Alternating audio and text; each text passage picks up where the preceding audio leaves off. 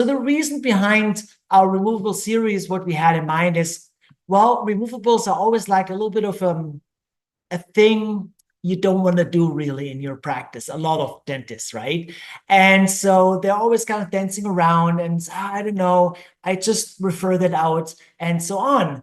And so the idea was actually why? I mean, removable is not, it's tough to do removable case, but if you follow the protocol, it's not, right? It's all just very protocol sensitive. And we thought, Veronica and we thought, we actually can help you, guide you through that process of a removable case to make that like an easy charm, right? So today we talk about dentures. Next week, we're going to talk about digital removable full dentures and partials.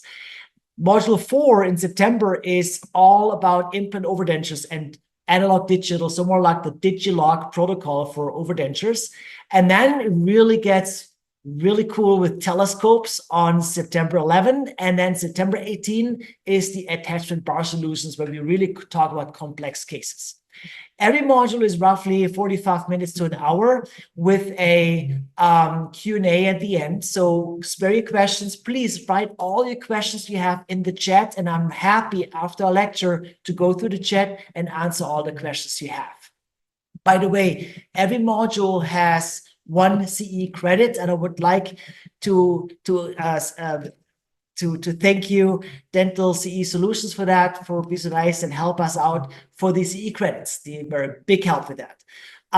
Also for conflict of interest, so Veronica and me, we both have no financial interest in these lectures, in these webinars, also not our family members, so just for FYI, it's pure education for you. So to my side, who does not know me? My name is Alexander Wünsche. I'm from Germany. I'm a German dental technician trained in Germany, and I went or moved to the United States in 2009 and joined Zahntechnique. I'm the co-owner of Zahntechnique with my wife, Danielle. Zahntechnique is specialized on basically full service, but we specialized on full arch, full mouth rehabilitations, more complex cases, and aesthetic dentistry. We do a lot of anterior cases, single anterior crowns, single centrals, single laterals, but also very complex implant reconstructions. And I'm ecstatic to have Veronica next to me here today. Also, last time already, she will join us for the next modules as well. Veronica joined Zahntechnique in May this year. We know each other. This is over 10 years. We're kind of cooperating over the years. She used to have a lab in Maine, but I give it to Veronica. She can introduce herself. Good evening, everybody. A lot of you may know me from Maine when I used to own my small dental studio on 4th Street. A little bit about myself. So I'm originally from Prague, the Czech Republic, where I went to school for 4 years there for dental technology. And when I moved to the United States, I was lucky enough to get a job or start my career for 10 years in maxillofacial prosthodontic practice in Portland, Maine. So a lot of my knowledge for removable comes from that office. So I'm very grateful for that. Awesome. Yeah, we are really grateful to have you here. Thank you so much for coming. Actually, thank you very much for joining us every Wednesday night here for an hour to talk about teeth. We're doing all teeth all day long here already together now, but now we're still here and kind of hanging in there with you guys, right? After work. So, which is actually really cool. We have fun with it. Otherwise, we wouldn't do it.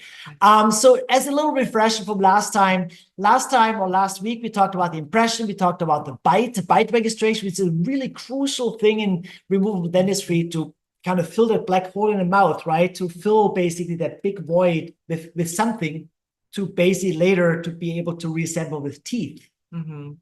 So please remember that you capturing the anatomical landmarks of both maxilla and mandibular is very important for having a great base for a final successful restoration. So the beginning, basically with the impression, the landmarks, starts the whole process for us to be able to deliver a great final restoration.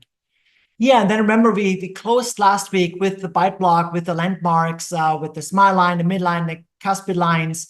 And then we showed basically how the setup is assembling here with that bite block to a final setup, wax setup, trying for a full denture. And also in this case, we did a full mouth with a full upper denture and a partial and lower.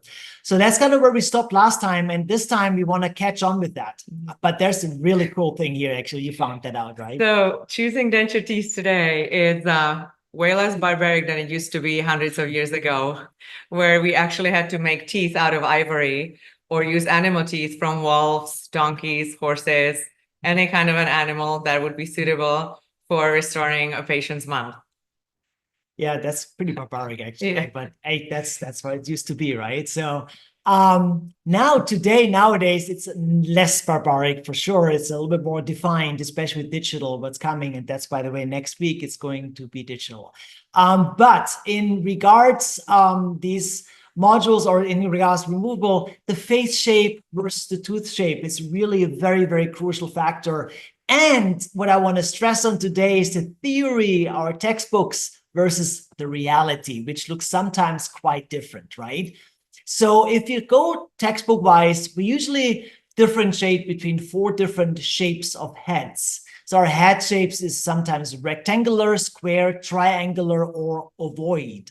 And surprisingly, actually not, is almost like logic, right? The upper arch goes in the same perspective, right? For a rectangular head shape, usually we have more rectangular shape of the arch, as you can see in this picture, right?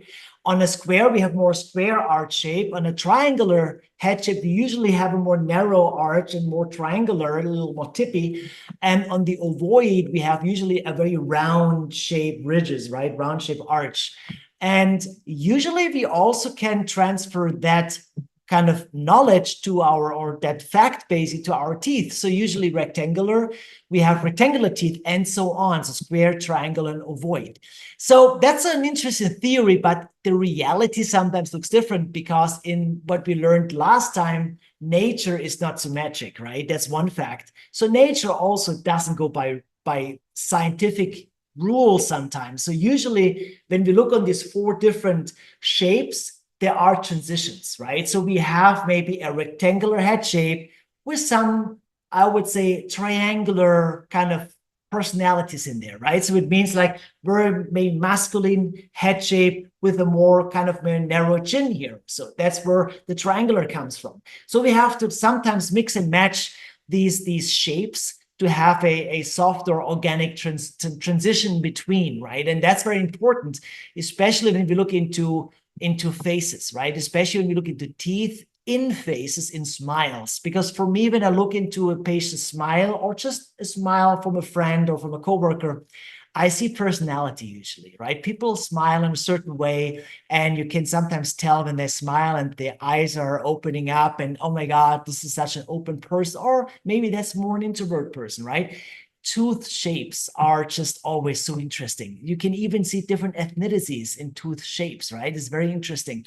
And same the size, right? Sometimes you see people that have huge teeth and you know, that person never can have these teeth. These are veneers, or this is a denture not well made, maybe, right? But overall, I look on teeth, I see lifestyle, Lucy, lifestyle, fun. I see some interesting aspects on that person, how that person present themselves and the teeth, right? That's for sure. Yeah. So when we look into this patient, I think you most likely are better in explaining this is your patient, right? It is my patient. It's up in Maine with Dr. Cohn. And I would say picking the teeth should be a team effort. It should be an effort between the dentist, the patient, and the laboratory. So that is very important that you also take photos, do all kinds of record taking, and translate that to the lab as much as possible. So here you can see this patient, and the teeth really fit her face super well. So it was a very nice result. So we have a little technical glitch right now. I'll give me 1 second, please. Okay, here we go. Okay, so last week, if you were with us, we were talking about the occlusal rim and the importance of the landmarks that you're going to be giving back to your laboratory. So the midline, very crucial, high smile line, canine lines, very, very important for the lab to be able to give you the proper wax trying. Yeah, and then when we talk about these landmarks and these lines, right? So I want to focus on 3 lines. It's a midline, which is always important, and the cuspid lines. Why the cuspid lines are important is because they actually give us the size of the teeth, the width, right? Because that will be a certain kind of area where you're allowed to put the anterior teeth in, the anterior 6, right? From 6 to 11. So when we look into this now, we see there's these pink lines. They're going through in the middle of the cuspid, going to these nasal wings, right? Basically the nasal borders here. That's usually the area where our anteriors are located. So now let's look into your patient, Veronica, what you presented to us. So that patient has a beautiful setup of teeth, and I think it doesn't look like a denture at all. It looks very natural. It fits her, it suits her. She smiles perfect, right? She has an open smile, friendly eyes. But now when we look into the lines, actually, or these cuspid lines, where they are, it's actually interesting that these lines are not like textbook, right? So here, theory or textbook and reality are not in line. They are not kind of conform right now. We see actually that these canines or the anteriors are more narrow than her nose, or her nose is wider than the anterior 6, basically. And that's just very important. So sometimes we have to cross borders. Sometimes we have to be creative and match more the setup to the patient's face and facial expressions and mouth shape than actually the textbook will allow us. So again, I think I said this last time already, these lines, these landmarks are just average values. Average values to go by to get a starting point for us, right? I don't know when you set up this case, maybe you set up the canines at these lines back then, right? I don't know. But and then maybe reset it because we realized it's too wide. That can happen. That's why we do try-ins. Yeah, so in this case, you can see before and after. The patient looks very different with her new teeth. And, you know, Mother Nature is not precise. It's like last week, if you guys were with us, we were talking about Picasso and black canvas. You can literally be like that. You can be creative, you know, with your patient together and your laboratory. You can really go for it and deliver the patient the smile they want. Yeah, especially you see here, right? The smile before was really collapsed, her bite basically, and then we open you guys open the bite up, and she has a beautiful open face now. She really is, her facial expression is different, right? Yes. She was very cramped at the before, now the after, she really looks friendly and open, really beautiful smile. And here we have another case before and after. So this was a very nice immediate denture, where actually now the guidelines were translated really nicely, because here, when you see the canine lines, they are matching with the edges of her nose. So in this case, we were able to follow that. Right, that's really a cool textbook case almost. Yeah. So, and then when we know our landmarks and we know our parameters and our borders where we can set up basically the case, we can start setting it up. And one very important aspect of the setup is the occlusion. So last week also we touched base on the angle classifications 1, 2, and 3. So class 1 is a normal occlusion. Class 2, the upper is protruding quite a bit the lower, and we have an overbite. And in class 3, we basically have an underbite where the lower dentition is protruding the upper. So sometimes keep in mind, you can try to correct these two categories of angle, but you really have to pay attention to how long your patient has been in this position. If you have a patient sitting in your chair that's used to this for 25, 30 years, then they may not be able to tolerate correcting the bite to class 1. So a lot of things have to be taken into consideration at that point. Yeah, especially for especially class 3, what we realize here a lot of times is these patients, they working themselves in class 3 over time. They were maybe a class 1 30, 40 years ago, and then because of wear and tear on the teeth, or even no teeth, the lower arch is moving forward basically, and the condyles are changing the angles, and then we ending up in a really sometimes a very strange class 3 bite. And it's very difficult to correct these class 3 bites successfully, that patient literally not destroying the restorative kind of materials we're putting in there. So that's something really to consider sometimes, to leave these patients in these new bite situations, or sometimes patients are born with that, right? So sometimes it's not always correct to overcorrect. So we have to definitely be careful with that and go very individual for every patient separately. And that's okay. Basically here, a very important kind of landmark or fact is the curve of Spey, right? Curve of Spey and curve of Wilson. I think curve of Spey is even more important for a setup, just because the curve of Spey can actually really guide us through a positive or negative smile line, right? So the curve of Spey, you see that roundness that's kind of in the teeth are really set up in a nice curve, the lower teeth and the upper, assembling that nicely. And we can basically make this more flat or more extreme to really resemble a nice smile line. And the curve of Wilson, by the way, is the angulation of the lower posteriors to the inside, to the contralateral side, to create that curve of Wilson from the plane of occlusion. That guides us more like towards a either lingualized or more flat occlusion, what we set up teeth basically to. That's usually your laboratory should actually take a look at the occlusion or at the articulation of the teeth, and then make a decision what would be the best setup for that specific patient, and then try it in. The curve of Spey is more like something really I love to play with this for the aesthetics, especially when you look at a case like this. And I know you love that slide, right? So you can explain it actually. So yeah, so the patient on the left, the same patient wearing an old denture versus a new denture. So you can see where the curve of Spey really wasn't followed properly, because he almost has like a negative smile line. So on the right side, that is actually properly followed. So we have a really nice positive smile line where the teeth actually, the insides of teeth, the edges follow the lower lip line when the patient smiles.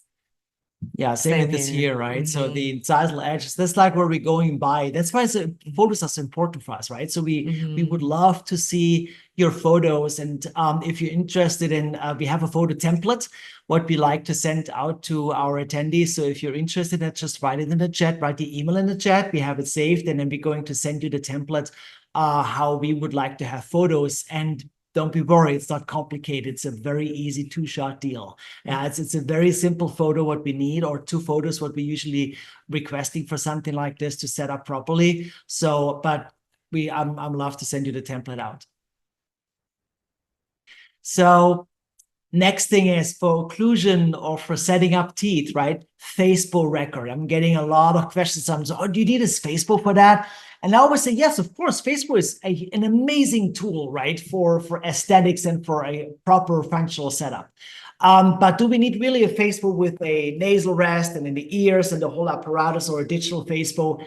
Actually not. I personally really love that Kois dentofacial analyzer, just because it's really simple to do for you. Chairside, it's basically like a plate or a bow here, and with a bite plate on there, and just a straight little pull. What you show the midline of the patient, and that plate basically you line up with the eyes, that everything is parallel. And then you see that white little kind of bite chip where the patient bites the upper teeth on. All what I need is basically that little white chip, that transfer jig. And that Facebow doesn't have to be sent to me. I have an adapter in the lab, or your lab technician should have for the articulator, and that fits on there, and we can articulate the models with the bite block or with the setup correctly in the articulator. So of course, the articulation is as good as you take the record, right? But with that photo in combination, I can see already that's straight on, right? We're really good with that record taking what we have here. So that's, I think, the most simple Facebow record you can actually take and also send to your laboratory to have a really successful trying and the setup. Yeah, it really helps us avoiding a cant when we send you a wax trying back. So keep that in mind as well. Right. And that helps us then putting the teeth on an articulator and then give you back a really nice wax shrine, by the way, this is a really natural setup. I love that setup. So that's like my German comes out, right? So I love these natural setups. In Miami, we do a lot of like very, very straight setups, right? And very white. But that's definitely also fun to do what you see here. And I think that was a fun case, right? Yeah, this was a very fun case to restore. This was done also with Dr. Cohn in Maine a few years ago. This patient was fun to work with. She allowed us actually to do 2 dentures on her. This one that you see is very natural. We used it for a magazine photo shoot. And then she ended up walking with a really beautiful denture at the end. So it was a really nice collaboration, again, between the lab, the doctor, and the patient. Very natural. Yeah. Very natural. So what you see here, definitely. So that just gives you an idea what's actually possible, right? What we can do with our materials and our veneering materials to really have a beautiful new denture looking worn, but functional perfect, right? Yeah. So for a photo shoot, I think that was really amazing. It's a fun case. Yeah, I can imagine, right? So here's something more clean. That's more Miami. That's a wax shrine, right? So that's like how we usually would do wax shrine. We want to assemble the teeth as kind of natural and detailed as possible. Also would like to give the wax already a good anatomy and festooning, just for the patient to really get a good feel how it would look like basically here. And the power of the try-in. The power of the try-in is to give the patient already like, hey, these are your teeth, right? You're getting, by the way, it's a very young patient here. It's very interesting. I think an accident and stuff, right? What he had, he told me. And but the power of the try-in is the information we're getting out, right? So we see that photo again, and you can tell we always have these full face photos of these patients. Why is it so important for us? Because I'm not chairside. I didn't see that patient, but now I see the patient. Now I'm getting actually an impression of the patient's smile, right? Of the patient eyes, how they open up when they smile. And I can actually now really put myself into that personality and can try to set up these teeth really detailed to that patient's smile. And after the try-in, you take a photo and you send us the basic photo back with the marks here. In this case, move that midline just a millimeter to the left, right? Because there's a millimeter off. You don't even see it really in the setup, right? By the way, also, you look at this case, the canines are actually just wider than the nose here in this case, right? The anterior setup, but he's so masculine in his face and athletic. He needs big teeth. I mean, I personally think that setup looks fantastic, right? It's really, really cool, right? Yeah. And that's something different. So this again goes to show you that photographs are very important for us because we're not there with the patient. This was the case done with Dr. Kiefer, Jay Kiefer of Maine Dentistry, and we did a wax drying where he did clear marks as to what we needed to do to correct what was wrong at the moment, like the midline and the cant. Yeah, by the way, if we have these more like significant changes on setups, which is normal, that can happen because we're getting records sometimes where we see it's maybe not 100%, but we can at least give you a setup to try something in. First of all, not to lose disappointment, but also more important actually to give even more detailed information. By the way, what we're doing also, what I did not put in the lecture yet, is actually if we know the bite is maybe not correct, something doesn't make sense, we could actually just make an anterior setup and a posterior bite block on the next try-in, right? And that allows at least you chairside even move some teeth or give us like here a markup on the photo for us for the next final try-in and then the finish basically, right? So that's like important to say. Definitely. And here's this patient before and after. I've been so lucky that through my career, I worked with some really cool patients who just wanted to have fun with it. So here he was before and after in immediate dentures, basically. So teeth happened to be extracted, and then we went through a wax try-in and the final delivery for this patient. So yeah, and then there is a couple videos I want to show. It's easier actually for you to just to listen to. Dr. Roy was so nice to give us the videos, courtesy from him. And he really is talking very detailed through his videos. And that's actually a wax try-in, what you see now, with register and a new bite, because the white bite was slightly off, and he's really explaining it very nice. And there are 3 videos coming now. Also the process he's following with Veronica together. So let's watch it very quick, and then we'll move on. bites down. Keep biting on your back teeth. So let your jaw relax, bite out back. Open big, let the jaw relax, close down, close.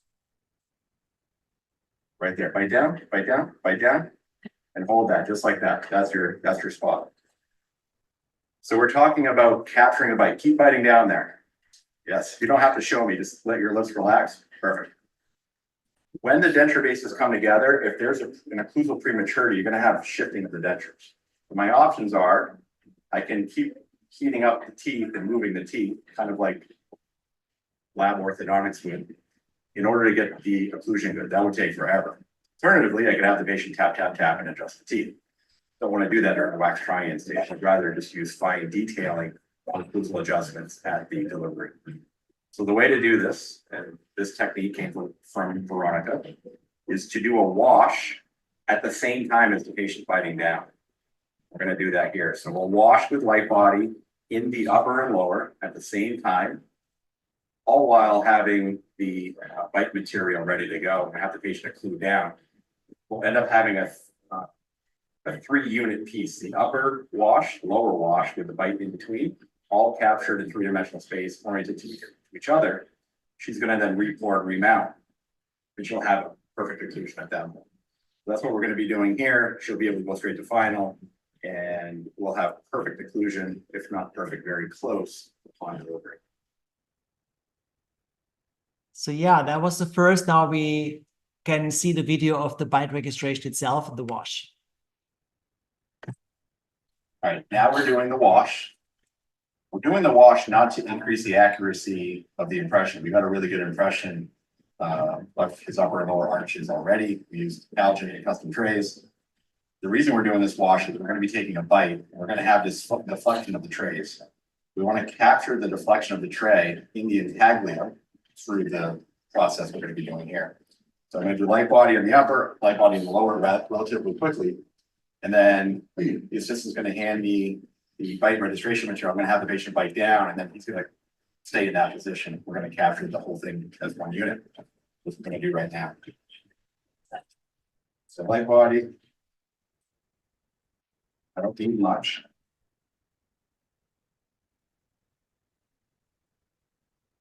My goal is to more or less cover all of the intaglio.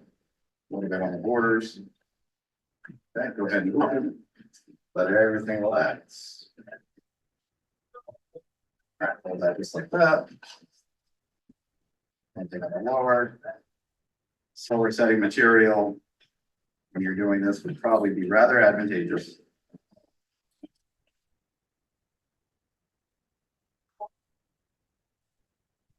Lift your tongue to the roof of your mouth. Good. Bite down and hold. Okay, hold that just like that. Go like this. Good. Open. Open.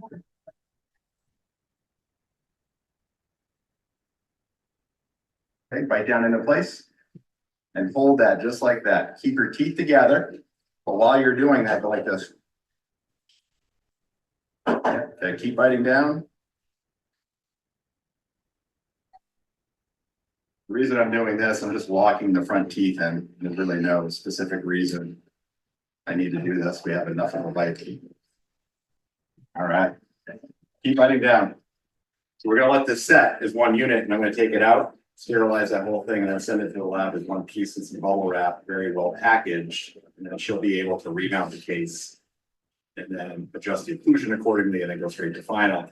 And what we'll have at the end is a very well-fitting denture with probably very minor. So now we're going to see the removing of that sandwich bite, basically. All right, now go ahead and open nice and wide. Not surprising, the lower came out.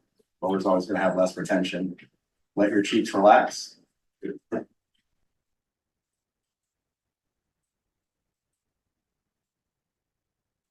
we are. So that's really an amazing technique because it will save a lot of time. Most of the time, another try-in saving, and we can go straight to finish with that technique. I love that technique. Actually, it's really, really cool. And thank you to Dr. Roy for the courtesy of these videos. He does a great job there. By the way, he's a great YouTube channel as well, where he actually has all these videos.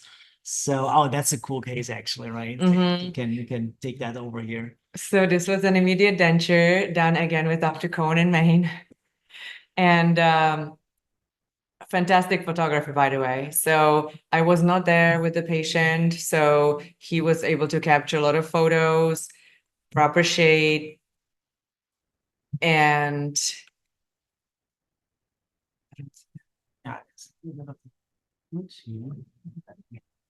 do a facial analysis, a static analysis as well, horizontal plane and a midline.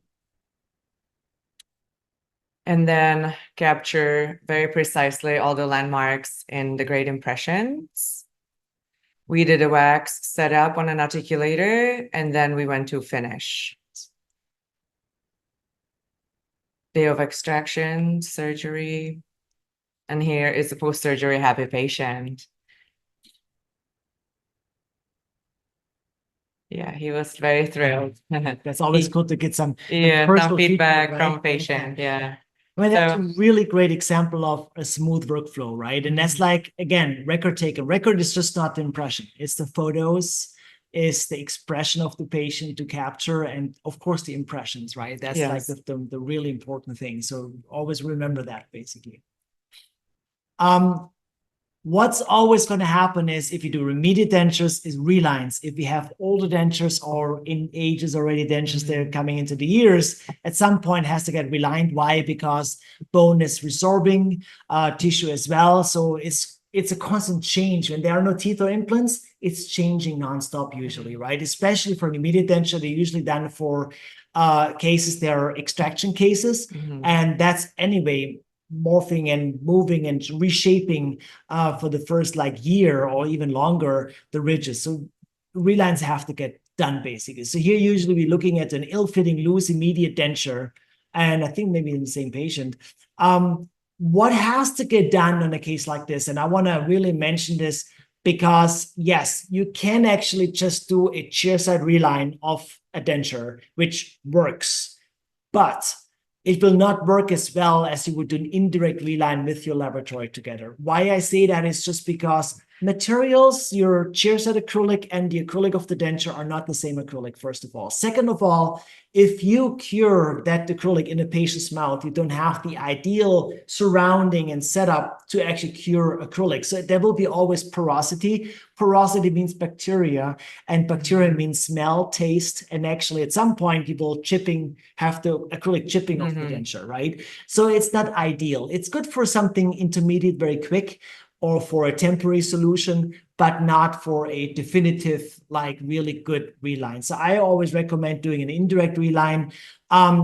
Ideally, you would start with an impression compound to go around the borders to actually be able to do some border molding, right? Some border movements and then actually mold the borders with that denture. By the way, that technique, what we're seeing right now, can be done with a denture, with an immediate denture, a final denture, with a custom tray, or with a bite block. That's going all the way through because it's the same thing what we're doing. We're trying to capturing all the borders, basically. So we're going here through these movements. And by the way, that video is also not the Roy. I think I showed it last week already. I just fit perfect in that segment here for our module today. So you see here, we have a big smile first when we have that impression material in, then we relax the face, morphing around the cheeks, the vestibule, then in the front basically. And then sounds funny, but suck my finger, right? So you really put the finger on the palate, let the patient close mouth and suck on the finger. That actually creates the post-stem. The post-stem is such an important area to actually for the maxilla, for the maxillary denture, because that will really reliably make the denture fit and really stay in there. So we see the border movements, and then we see the posterior palatal seal, which is that, right? So why is it so important? It provides retention. It prevents food and fluid from entrapment, reduces gag reflex, sunken distal border, inconspicuous to tongue, and counteracts denture warpage, right? So that's like really the important things about that whole border molding, about the posterior seal. But I know you love to talk about the mandible, right? Yeah, so this is also very important in the mandible because that's where we always have less stability due to the rich resorption than on the upper. So capturing the retromolar pads, especially for creating section on the lower is very important. So please keep in mind upper, lower. I would say same procedure. Right. And then also important, put some adhesive on the intactly surface. Adhesive is very important to get a good bond or good kind of connection from your impression material to any kind of acrylic or polymer surface of impression tray or of the denture, basically, or a bite block. And then you can take a final impression. Again, landmarks are key, right? Final impression with impression material that goes to the lab, and you can make a beautiful reline with that. And or can finish the denture delivery today on Myth Channel. I already did the PIP paste, and with any denture delivery or anytime I'm trying to confirm my border extensions, I'll use PIP paste all the way around, which we've already done. Her retention is good, but not great. So I'm assuming that I have some sort of pull of the muscle attachments. And you can see it's typically right in this area here where I tend to see the muscles pulling or dislodging the denture down. But another area is right here we tend to see. I'll probably lightly wipe that away. But this is where the coronoid process will often dislodge the denture. If the patient ever has dislodgement of the denture when they're opening wide, that's typically the cause of it. So make sure to put PIP paste in that area here. And then wrapping around the hamular notch area, we are creating a little bit of a bead here. So we do want to have it be a positive seat. So I don't necessarily reduce right here, okay? Sometimes I do depending upon the situation. But keep in mind that the lab created a bead here by reducing the model with a round burr. So we should have intimate contact with the tissue because that's where the suction is coming from. If I flip it around, the anterior, right in here, I'm going to do a little bit. Right there a little bit, right there. That might be a false positive, so I may or may not do that this round. And then back here. To be honest, I think this section here is probably the main contributor to it not staying up as well as it could. As we can see, she has very shallow maxillary tuberosities, so, or shallow vestibules. So the retention is going to be 100% dependent on the posterior palatal seal. So I'm going to make those adjustments and then I'll do it again and we'll come back. All right, Emma, take a look. What do you think? Hold this way. No, the other way. I'll let you hold it. How's that sound? They're great. They look like my real teeth. Yeah. They feel so natural. It's like, holy crap. Compared to the other ones, it's like, geez, this is like amazing. Yeah. It's really, really amazing. Good. Thank you, guys. I really got it. appreciate that. Have fun on your trip to I Florida. can't wait now. I could. So did you hear Florida? She went to Florida, huh? I guess. So, I mean, that's like you see the video speaks for itself, right? So she was very happy. To the video prior, Dr. Roy explained the PIP paste, and I think that's a very important thing what you have to keep in mind. We in the lab, we're doing our best with the records we have. We're working in the soft tissue area, and of course, things can change. And when you have a denture, or a lot of times actually a denture doesn't fit 100%. So use a PIP paste to maybe reduce here and there. We have to reduce a little bit to make the denture sit. I sometimes get the call, Alex, the denture doesn't stay in. We just got it. We just tried it in. It falls out. So, well, then we have to use PIP paste to see where it might basically have an early contact and maybe pushes the soft tissue too much to bands or whatsoever, and then reduce that area, and all of a sudden it sucks in, and actually really it stays in perfectly. Like that's something really important to kind of to respect, basically.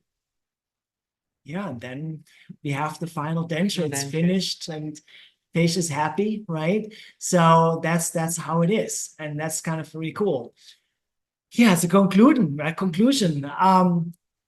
Time spent for trying will save valuable time in finishing and avoid remakes. That's like a really important thing, right? Spend the time in the right places to avoid really long adjustments at the end, which really is annoying for you and the patient, basically. And the remake then maybe happens, right? And remember that the record taking is really the key, especially for your lab. Providing us with great impressions, bite registration, photos, any information is very valuable. The more, the better, actually. So in this case, less is not more, more is more.